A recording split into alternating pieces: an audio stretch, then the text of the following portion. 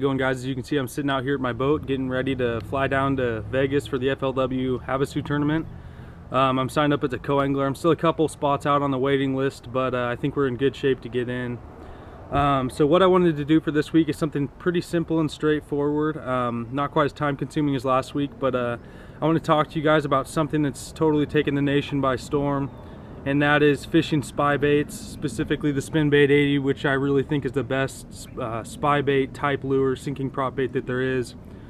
The reasons why I think that is that when a lot of companies started seeing the Spinbait coming out and its success, they just thought it was a sinking prop bait, so they would make baits that sink, you know, with props, and that's all they would do. But what the Spinbait 80 is really unique is because it's the way that it's constructed and the weight inside it. It's very low weight inside the bait, so when this bait is swimming, it's going to shimmy just like that. You know, that's how you know you're getting the right cadence out of the bait, in my opinion. You can fish it fast or slow. I've caught fish buzzing it across the surface, you know, casting to schooling spotted bass, but I really like fishing it pretty slow. It gets that perfect wobble, you know. It's almost like two actions in one. The fish, you know, they feel the props, they see it's very natural bait, and then they see that wobble, and it's really a cool deal. I got a couple here that I've caught a lot of fish on. You can see this one. I'm not sure if it'll pick it up, but got a lot of hook rash on it. That one's probably caught 60 or 70 fish. They're sinking bait, so you lose, you know, you can lose a decent amount, but it's not really too bad. You can get them off fairly easy. You know, I've only lost 3 or 4 in a year or so. They really shine when you're fishing suspended fish, clear water. Another thing you can do that I really like to do is I like to cast it out as far as I can, count it down to the depth that I'm fishing. Once you get accustomed to fishing this bait, it's really easy to know what depth it's tracking at and stuff like that. And what I like to do is just follow contours with that bait, you know, a foot or two off the surface. If I'm going where I know there's a break or something like that, I'll reel it and then I'll let it pause, and on the fall it'll wiggle just like a Cinco does.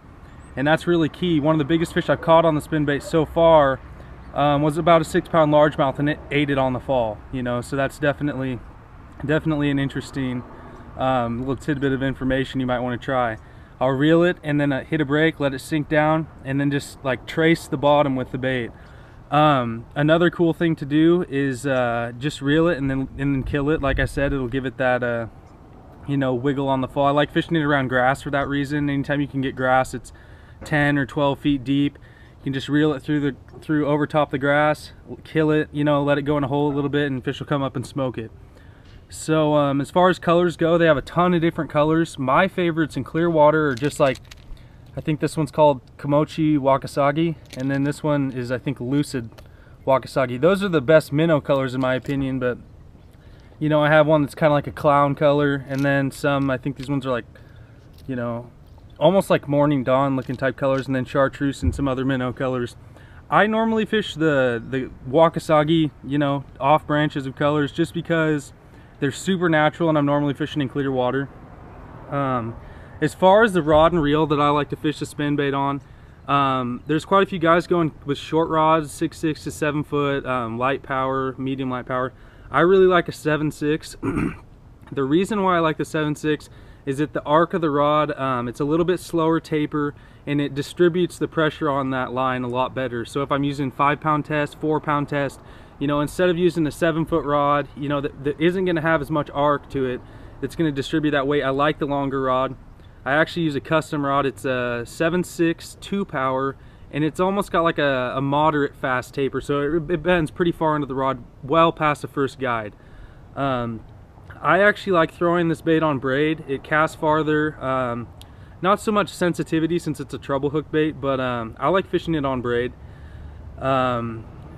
Also, I use a leader. I tie about a 12 to a 14-foot leader. I like, you know, 5 or 6-pound test is really what you want. Anything bigger, you start to lose a little bit of action. And this is really like the trump card of all finesse hard baits, in my opinion. To utilize it to its full aspect, you want to use light line. You want to use the right rod.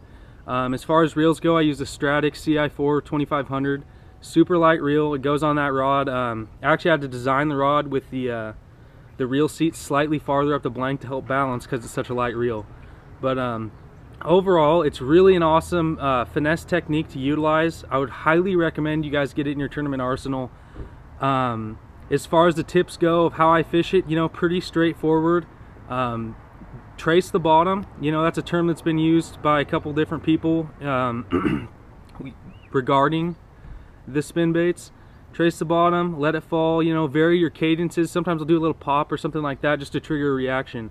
But other than that, it really puts fish in the boat for you. I've caught hundreds of fish on these things, you know, just in 1 year, probably 500 or 600 fish, which is insane.